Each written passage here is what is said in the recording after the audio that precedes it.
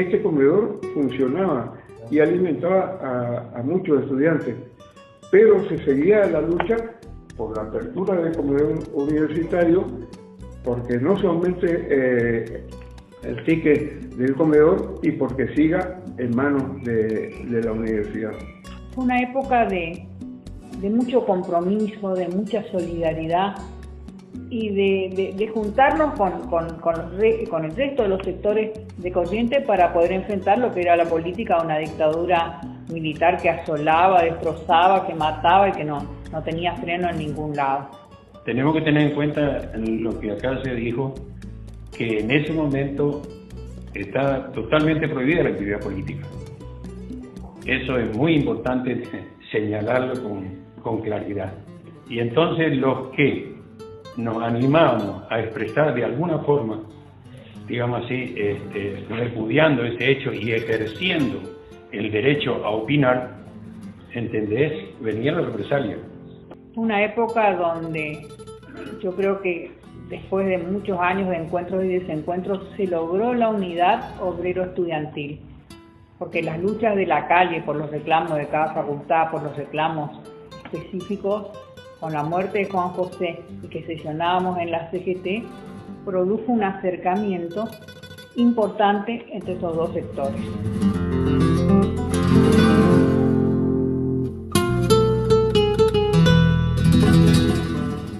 La policía se había hecho fuerte a la altura de lo que en aquel entonces era el Café Meca. Hoy creo que hay una casa de deporte, hay artículos de deporte. Y de ahí nos tiraban a la siesta con la pistola 45, hasta más o menos 50-60 metros.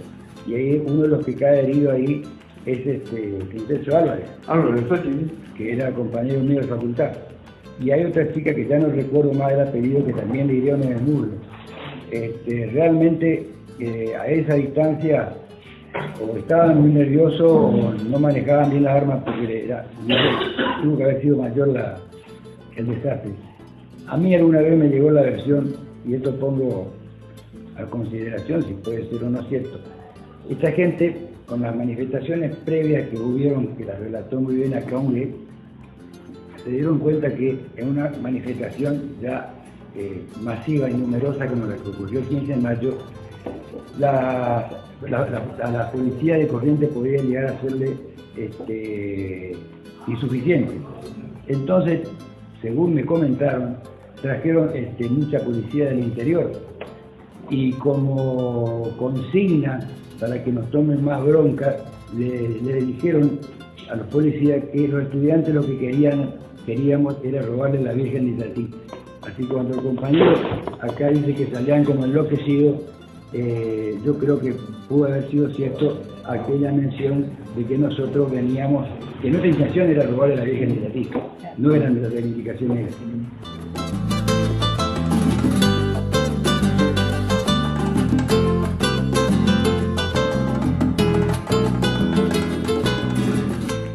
Eso hizo que ya desde el movimiento obrero, quienes estábamos militando también en el movimiento obrero, expresáramos nuestra solidaridad.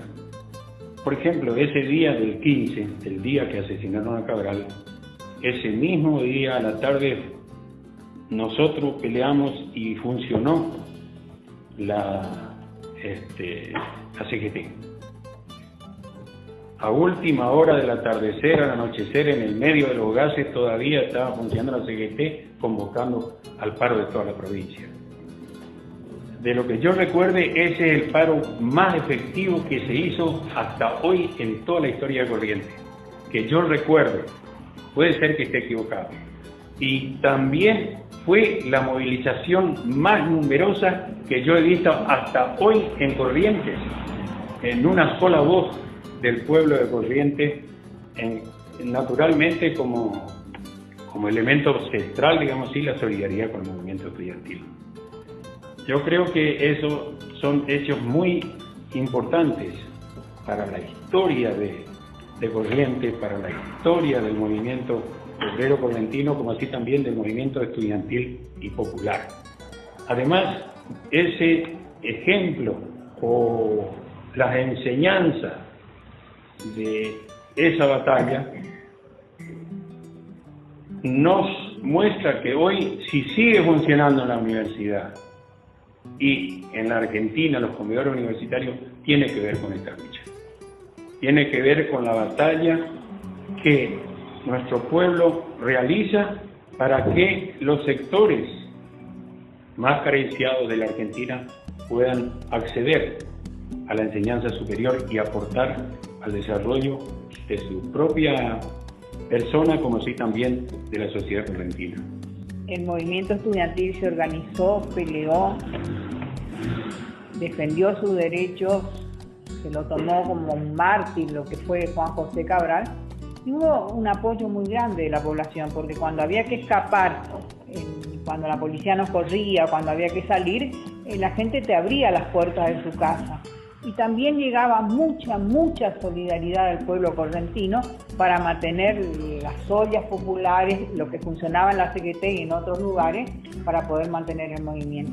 Debe haber sido la movilización más espectacular que hubo en Corrientes, porque se produjo un fenómeno muy lindo, porque toda la ciudad estaba comprometida.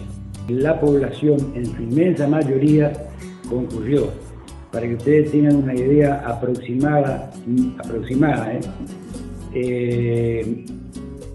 salió de la CGT, por Irigoyen fue hasta la Plaza Cabral, ahí dobló por San Lorenzo, tomó Junín, y cuando la cabeza de esta manifestación estaba a la altura de San Juan y Junín, todavía estaba saliendo en la parte posterior de la columna de manifestantes en apoyo. Fue una marcha verdaderamente en silencio, fue muy conmovedor, dividió a la ciudad en dos prácticamente, paralizó el tráfico y fue una manifestación popular realmente. Concurrieron distintos sectores de partidos políticos que eran opositores a la dictadura en Manía, encabezando el acto, aparte de los dirigentes estudiantiles del momento, ¿no es cierto? Pero esa manifestación creo que a los que nos tocó vivirla y verla no la sacamos nunca más de la retina, porque fue algo sumamente conmovedor y participativo de los distintos sectores populares.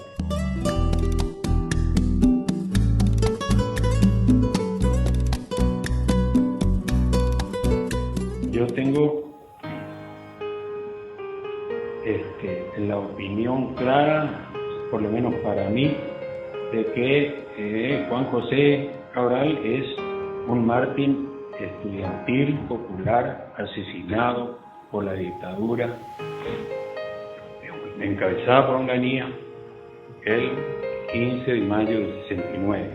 Yo creo de que es uno de los mártires, como tantos otros que hubo en la República Argentina, que lo llevamos guardado en el corazón, como el ejemplo del estudiante comprometido, del estudiante que no estaba haciendo absolutamente nada para merecer la muerte indigna y vil que tuvo.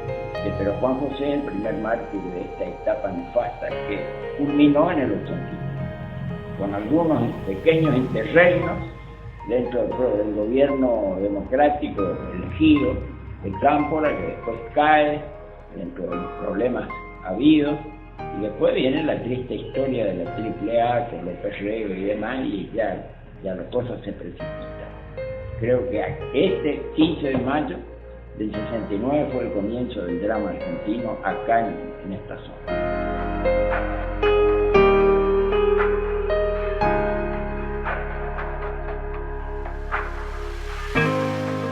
Yo creo que fue una experiencia, no sé si única o nueva acá en Corrientes, pero que nos permitió juntar a los obreros, a los estudiantes y al pueblo de Corrientes para enfrentar a lo que son estas políticas dictatoriales de los que quieren hacer callar a los estudiantes con represión, con muerte, con todo eso. Juan José es un recuerdo querido por todos nosotros los correntinos, no solo porque, como te dije, mi hijo se llama y hay varios Juan José, sino porque fue una etapa donde el movimiento estudiantil defendió sus derechos y nos permitió avanzar en otras etapas. Todos los que participaban en el movimiento estudiantil y en el movimiento obrero y popular en aquella época tenían la grandeza del respeto por el otro. Todos los que concurrían en esa batalla por ese reclamo común respetaba absolutamente al otro, tenga la posición que tenga, tanto en el movimiento estudiantil como en el movimiento sindical como en el movimiento popular. Yo creo que esa es una enseñanza muy importante, y muy importante porque siempre los que vienen a saquear a nuestra Argentina, ¿verdad?, tratan de dividir, siempre, y ahora también vuelve en otra forma. Antes lo hacían a través de los militares, hoy lo hacen a través de la política, en forma directa. Tenemos que tener en cuenta porque hoy también la universidad está sufriendo un ataque muy feroz, tratando de limitar de que los sectores populares que accedieron a él vuelvan para atrás. Tenemos que tener en cuenta que eso tiene que ver con el tipo de país que está diseñado. No hay lugar para todos los profesionales que se están formando en esta nueva política o el cambio político que hoy dice el gobierno actual. Tenemos que tener en cuenta mucho eso, y esa enseñanza de tener la grandeza de encontrarnos todos de vuelta para poder tener un momento superador en la Argentina.